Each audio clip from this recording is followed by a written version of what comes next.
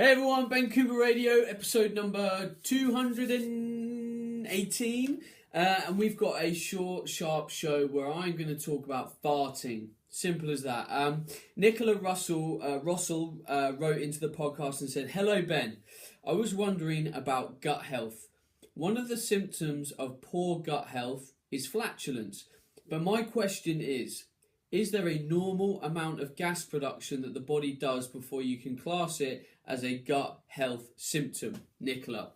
But this is interesting, and I think there's a very simple way to look at this. Now, foods that tend to give us flatulence outside actually aggravating the gut and causing some kind of dysbiosis, reaction within our gut bacteria, and then production of gas is usually high fibre food. So if I went and ate a can of refried beans, I'd get a little bit of popping off. There's a lot of fibre in that. It's going to ferment in my gut, and we're going to get some gas as a result of that. So I think if you have got, let's say you've eaten lunch, and from 3 till 7 o'clock in the afternoon, you've been passing wind, and you went back to your lunch and thought, well, I had quite a few chickpeas, there was quite a few vegetables in there. Yeah, that's a really high fibre meal. That's probably down to the fibre that I've eaten. Now, on the flip side of that, let's say I cooked. I used to be kind of intolerant to white flour as a last bit of kind of my gluten intolerance. It was the last thing that seemed to be kind of make my gut react. White flour. You know that you can get those El Paso Mexican spice mixes. Well, I'd cook loads of mince, loads of veggies, throw one of those packs in. So there's a fair bit of fibre in there, like with all the veggies, but not really enough to make me fart quite a bit. And those spice packs used to make me fart a lot. Now they don't anymore. I think my gut is fairly bulletproof now. I'm experimenting with even more things. I'm now even experimenting with dairy again.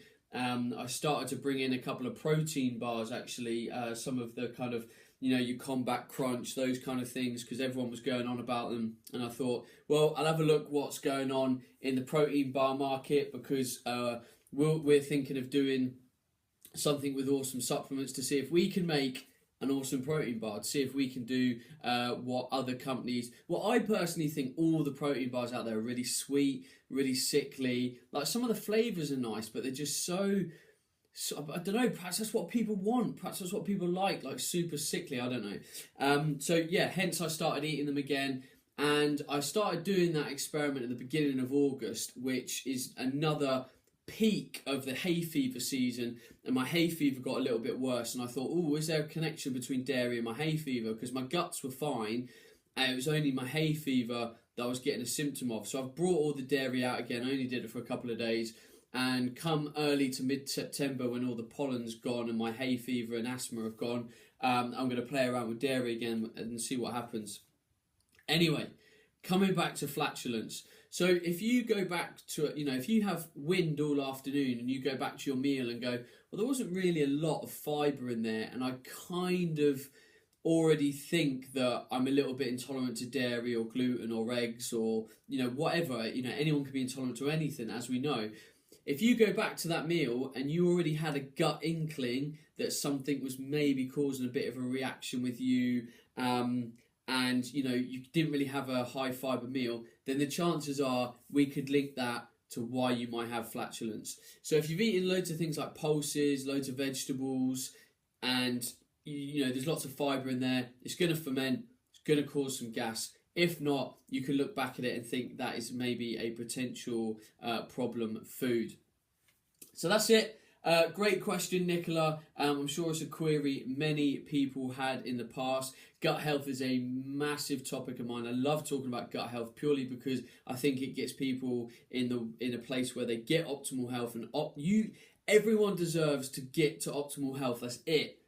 Life is about health. Life is about vitality, happiness, and you deserve it to yourself to be healthy. You only get one body. Don't screw it up. It's not. Look, when I was 5'6", 6.5 stone overweight, I might have told myself I was happy. I wasn't. when I was suffering with asthma and all that kind of stuff, I used to tell myself it was okay. Fuck it, it wasn't. It wasn't okay. I didn't like having asthma. I didn't like having IBS. I didn't like having eczema. All that stuff is not good. And we're very adaptable humans, and as humans naturally do, they just get on with things, they adapt quickly. Like, if I got a rash on my groin, disgusting, I know, whatever. Let's say I got a rash on my groin, it would annoy me for 2, 3, 4 days, and then it would become the norm. It would, because I would just adapt to it, that's what we do. But it doesn't make it ideal, it doesn't make it okay. Definitely doesn't make it okay, it's a rash on my groin. But, serious, we need to chase optimal health, and that's all I want to get across to you.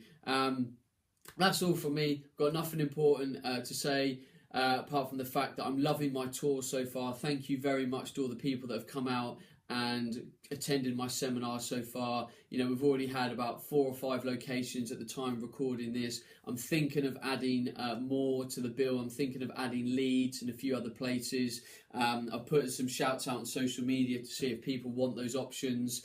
I'm excited. SFN is just happened. I'm recording this before SFN, but SFN has just happened.